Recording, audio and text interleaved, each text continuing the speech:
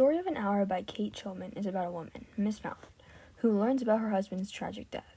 She reflects on her past life and realizes that this could be good for her. She can now live life how she wants, and she begins to envision a future for herself.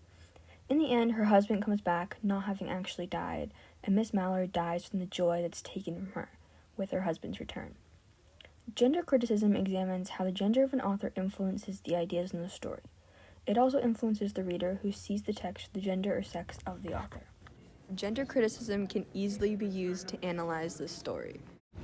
She did not hear the story as many women have heard the same, with a paralyzed inability to accept its significance.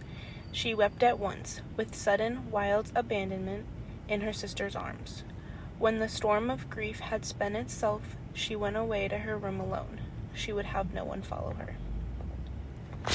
In this quote, many women, or anyone for that matter, would have heard the news of a spouse's passing and felt sadness and much grief.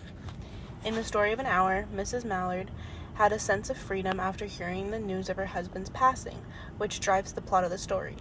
She cannot accept the significance of her husband's passing because of how free she feels.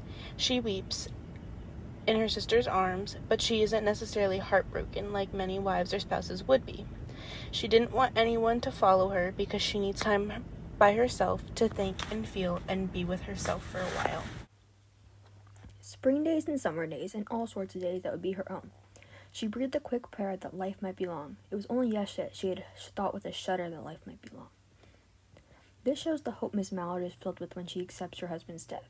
She sees a future for herself now, a future where she can live her life to the fullest and she can actually experience life.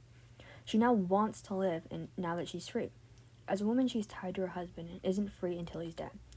And as a woman in the 19th century, Chilman can write about women's experience. She knows how most women truly feel about marriage and how it traps them. Quote 3.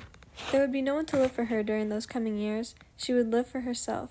There would be no powerful will bending hers in that blind persistence with which men and women believe they have a right to impose a private will upon a fellow creature. This quote shows that during this time, Miss Mallard realizes that she no longer has to live under a man's control, and she can now live life the way she wants.